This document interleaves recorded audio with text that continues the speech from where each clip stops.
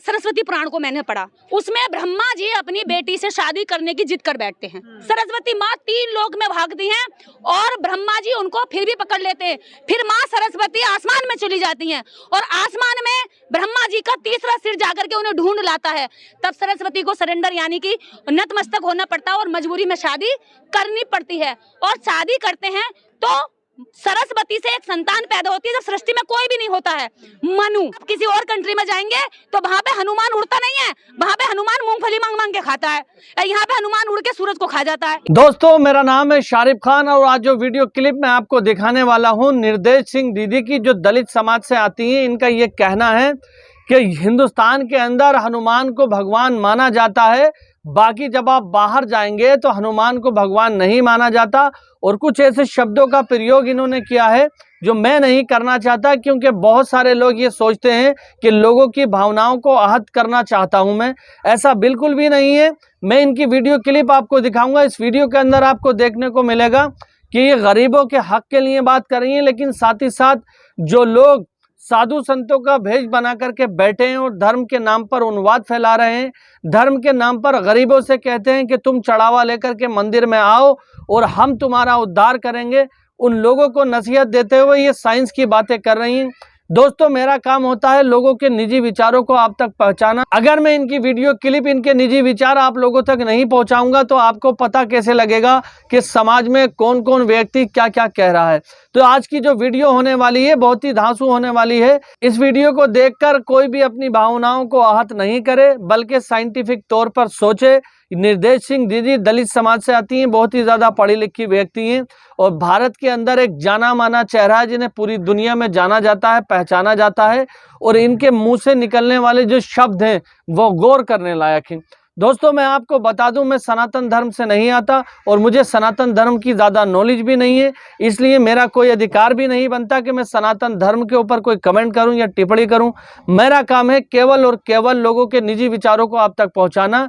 लेकिन ये निर्देश सिंह दीदी, इनका जो खानदान रहा है काफ़ी लंबे समय तक सनातन धर्म के अंदर, हिंदू धर्म के अंदर रहा है, तो सनातन धर्म की अगर कोई लड़की इस तरह की बातें कर रही है तो वो सुनने लायक है, देखना चाहिए, आखिर सोचना समझना चाहिए क्या जो निर्देश सिंह दीदी बोल रही हैं वो सही है या गलत है। जी हाँ दोस्तों, भगवान का नाम लेकर बहुत सारे लोग इस तरह से डरा करके एक अपना धंधा चला रहे हैं गलत तरीके से। जो सही है वो सही है, जो साधु संत मंदिर के अंदर बैठे हुए हैं, जो लोगों का भला कर रहे हैं वो सही है, लेकिन ये जिन साधु संतों की बात कर रही हैं वो साधु संत कुछ अलग हैं। तो वीडियो को शुरू करते हैं, उसके बाद आपको खुद ही पता लग जाएगा मैं किस दिशा में बात कर रहा हूँ। सरस्वती पुराण को मैंने पढ़ा, आपके मत्स्य पुराण को मैंने पढ़ा, उसमें ब्रह्मा जी अपनी बेटी से शादी करने की जिद कर बैठते हैं। पागल होते हैं ना ये लोग, बेटियों में भी बेटी नहीं समझते। वो कहते हैं कि भैया मैं तो तेरे से शादी करूंगा। सरस्वती भाग भाग के 3 लोक में भागती हैं। मैं वर्णन कर रही हूँ, सरस्वती माँ 3 लोक में भागती हैं और ब्रह्मा जी उनको फिर भी पकड़ लेते हैं। फिर माँ सरस्वती आसमान में चली जाती हैं और आसमान में ब्रह्मा जी का तीसरा सिर जाकर के उन्हें ढूंढ लाता है। तब सरस्वती को सरेंडर यानी कि नतमस्तक होना पड़ता है और मजबूरी में शादी करनी पड़ती है। और शादी करते हैं तो सरस्वती से एक संतान पैदा होती है जब सृष्टि में कोई भी नहीं होता है, मनु। और मनु ने इस धरती के अंदर, इस भारत के अंदर, इस धरती की बात कर रहे हैं, वो ब्रह्मांड की, केवल भारत की नहीं कर रहे। जबकि यहाँ से जब आप किसी और कंट्री में जाएंगे तो वहां पे हनुमान उड़ता नहीं है, वहां पे हनुमान मूंगफली मांग मांग के खाता है, यहाँ पे हनुमान उड़ के सूरज को खा जाता है। तो ये इनके उसके हिसाब से मैंने बोला है, मैं तो कोर्ट में साक्ष्य पेश करूंगी। सावित्रीबाई फूले अगर शिक्षा की देवी हैं, आप कह रहे हैं कि नहीं है, तो मैं उनका इतिहास लाऊंगी, आप सरस्वती का इतिहास ले आना और जनता को खुला छोड़ देना वो किसको माने और किसको ना माने। ना आप जीते ना मैं हारी, भाई इतिहास जो है वो अपने आप अपना अपना बोलेगा। तो हम तो कोर्ट जाएंगे और हमें खुशी इस बात की है कि हम ये मुकदमा जीत कर आएंगे। इस मटके को बनाने वाला भी एक शूद्र है और इस मटके को जब वह 50 रुपए में खरीद लेता है तो ये मटके की जाति क्या हो जाती है? ठाकुर। अब मटका हो गया ठाकुर साहब, अब ठाकुर साहब का मटका हो गया और शूद्र हो गया अब उससे दूर। जिसने बनाया वो उससे पानी नहीं पी सकता, लेकिन जिसने खरीदा वो उसके बाप का हो गया। अगर उसका बच्चा उसको छू लेता है तो वो उसको मार देता है। तो अगर इतनी ही घृणा है तो ये जितने कपड़े बन रहे हैं ना फैक्ट्रियों में, सब दलित काम कर रहे हैं। जितने जूते बन रहे हैं ना, सब दलित काम कर रहे हैं। जितने फैक्ट्रियों में खाने के प्रोडक्ट बन रहे हैं ना, चाट चाट चाट के खाते हो ये पैकिंग के प्रोडक्ट। इन सब पैकिंग के प्रोडक्ट में इन सारी कंपनियों फैक्ट्रियों में दलित काम कर रहे हैं, मजदूर काम कर रहे हैं। आप मुझे बताइए कितने ब्राह्मण हैं? वो तो ओनर बन के बैठे हैं, कितने लोग काम कर रहे हैं? और खाते टाइम ना थूक देना, ये जितनी बिस्लरी की पानी खरीद खरीद के पीते हो ना, ये सारे प्लांटों में मजदूरी करने वाले दलित होते हैं। तो कुछ मत खाओ ना, कुछ मत पियो, कुछ मत पहनो, नंगे घूमो, क्योंकि मकान दलित बनाता है, मकान दलित बनाता है, मंदिर दलित बनाता है, ईट कुर्सी टेबल ईट बनाने वाला, बजरी बजर फुट बनाने वाला, सड़कें बनाने वाले, इन सड़कों पे मत चलो, इन पे गाड़ियां मत दौड़ाओ, इन पर कोई काम मत करो, मकान में मत रहो, छोड़ दो मकान, यहाँ रहो जहाँ तुम्हारे बाबा दादा रहते थे। गोबर खाने वाले, मूत्र पीने वाले, गोबर खाने वाले, मूत्र पीने वालों ने कौन सा आविष्कार किया? तो निर्देश सिंह दीदी की ये बात आपने सुनी, आपको क्या लगता है कि किस हद तक इनकी बातों में दम है? अब मैं आपको यति नरसिंहानंद सरस्वती का थोड़ा सा अपडेट देता चलूं, इनकी वीडियो क्लिप आपको दिखाऊं। आपको पता होगा कि लगातार मुस्लिम समाज के लोगों के खिलाफ एक मुहिम चलाता है ये बंदा, और लगातार अपने मुंह से गोबर निकालने का काम करता है।